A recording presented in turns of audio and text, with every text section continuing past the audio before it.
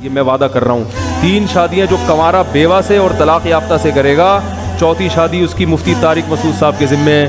16 سال کی لڑکی نہیں ملے 2 8 سال کی، ورنہ 4 سال کی۔ لطیفہ کیا وہ انہوں نے ایک سلوگن کے طور پر اور ایک دعوے کے طور پر بات کی کہ جی اگر کوئی بیوہ کے ساتھ شادی کرتا ہے تو میں اس کی دوسری شادی جو ہے وہ 16 سال کی لڑکی کے ساتھ کرواؤں گا، اور 16 سال کی نہ ملی تو 8 سال کی 2، نہیں تو 4 سال کی 4۔ یہ الفاظ ہیں، استغفر اللہ واتوب الیہ۔ یہ میں وعدہ کر رہا ہوں 3 شادیاں جو کنوارا بیوہ سے اور طلاق یافتہ سے کرے گا، چوتھی شادی اس کی مفتی طارق مسعود صاحب کے ذمے ہے۔ 16 سال کی لڑکی نہیں ملے 2 8 سال کی، ورنہ 4 سال کی۔ پہلے تو میں علمی پھکی دوں گا کہ جس کی 1 ہو چکی ہے اس کو 4 کیسے اور کروا دیں گے 4 سال کی؟ 5 ہوگی شادیاں پھر تو۔ اور دوسرا یہ 4 سال کی شادیاں 4 سال کی بچیوں کے ساتھ کروانا، یہ کون سی اسلام کی خدمت ہے؟ اور یہ کس آیت اور حدیث کے اندر آیا ہے کہ آپ علماء جو ہیں ممبروں پر لوگوں کو یہ کہیں گے 4 سال کی 4 بچیوں کے ساتھ میں شادی کرواؤں گا، اور وہ سامنے بھی بیٹھے ہوئے جو ہے لوگ وہ ہنس رہے ہیں۔ اب یہ جو مسئلہ ہے نا اسپیسیفکلی یہ والا جو میں نے آخر میں بیان کیا، یہ شاعر اللہ کی تکریم والا ایشو بن جاتا ہے پھر اس میں۔ ظاہر شادی ایک سنت ہے، اس کا مذاق اڑایا جا رہا ہے، اور 4 بیویوں کا قرآن میں اللہ تعالیٰ نے اجازت دی ہے، حکم نہیں سر، اجازت ہے۔ حکم یہ ہے کہ ایک ہی کرو اگر خدشہ ہے کہ تم انصاف نہیں کر سکو گے۔ میرا پچھلے دنوں اس پہ کلپ بھی آ گیا۔ دین کے کسی مسئلے کا مذاق اس طرح ممبر پر اڑانا،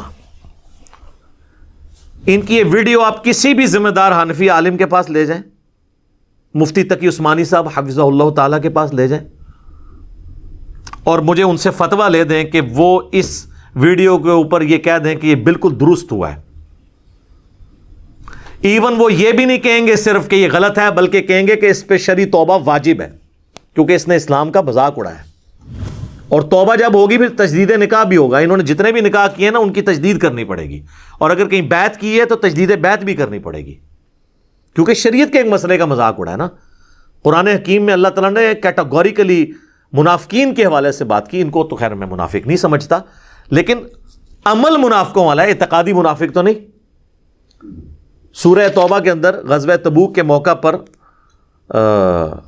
جب منافقین نے اہل ایمان کا مذاق اڑایا تو اس حوالے سے اللہ تعالیٰ نے سورہ توبہ کی آیت نمبر 65 میں فرمایا وَلَئِن سَأَلْتَهُمْ لَيَقُولُنَّ إِنَّمَا كُنَّا نَخُوضُ وَنَلْعَبُ، اگر تم ان سے پوچھو یہ جو کچھ مسلمانوں کے بارے میں گفتگو کرتے ہیں تو یہ کہیں گے، ضرور کہیں گے کہ ہم تو صرف کھیل کود اور تفریح کے طور پر یہ بات کر رہے تھے۔ اس پہ اللہ تعالیٰ نے ورڈکٹ دی ہے، قُلْ أَبِاللَّهِ وَآيَاتِهِ وَرَسُولِهِ كُنْتُمْ تَسْتَهْزِئُونَ، کیا تم اللہ اور اس کی آیات اور اس کے رسول کے ساتھ ٹھٹا اور مذاق کر رہے ہو؟ اللہ اور اس کا رسول اور قرآن ہی رہ گیا کہ اس کا مذاق تم اڑاؤ؟ 8 سال کی 2 اور 4 سال کی 4، یہ وہی بات ہے۔ اب فتویٰ سنیں اللہ کی طرف سے، لا تعتذروا، مت بہانے بناؤ، قد کفرتم بعد ایمانکم، تم ایمان لانے کے بعد کافر ہو چکے ہو، چونکہ تم نے اللہ کی آیات کا، دین کا مذاق اڑایا۔ تو ظاہر ہے ہم جب کسی چیز کو کنسیڈر کریں گے تو کتاب و سنت سے دلائل پیش کریں گے نا۔ پھر سورہ النور کے اندر اللہ تعالیٰ نے کیا فرمایا ہے ایسے لوگوں کے بارے میں جو ممبر رسول سے اس طرح کی بے حیائی پہ مبنی باتیں کرتے ہیں؟ آیت نمبر 19 کے اندر، ان الذین یحبون، بے شک وہ لوگ جو یہ چاہتے ہیں، ان تشیع الفاحشۃ فی الذین آمنوا، کہ فحاشی پھیل جائے اہل ایمان کے درمیان، لہم عذاب علیم، ایسے لوگوں کے لیے دردناک عذاب ہے، بڑا عذاب نہیں، دردناک، فی الدنیا والآخرہ، دنیا میں بھی اور آخرت میں بھی۔ میں مزاح کے خلاف نہیں ہوں، مزاح سنت ہے، لیکن یہ والا مزاح نہیں۔ میری تو الگ سے ویڈیو ریکارڈڈ موجود ہے کہ وہ مزاح کس لیول کا ہونا چاہیے جس کی اسلام میں اجازت ہے۔ یہ تو مزاح تو ہو ہی نہیں رہا، یہ تو دین کا الٹا مذاق اڑایا جا رہا ہے، شاعر اللہ کا مذاق اڑایا جا رہا ہے، دین کے احکامات کا مذاق اڑایا جا رہا ہے۔ تو بہت کریٹیکل ایشو ہے۔ صحیح بخاری اور صحیح مسلم کے اندر حدیث موجود ہے، اللہ کے محبوب صلی اللہ علیہ وآلہ وسلم نے فرمایا بعض اوقات انسان اللہ کی رضا کا ایسا کلمہ اپنی زبان سے نکالتا ہے اسے خود بھی نہیں پتا ہوتا، اور اللہ تعالیٰ اس کی وجہ سے اس کے درجات بلند کر دیتا ہے۔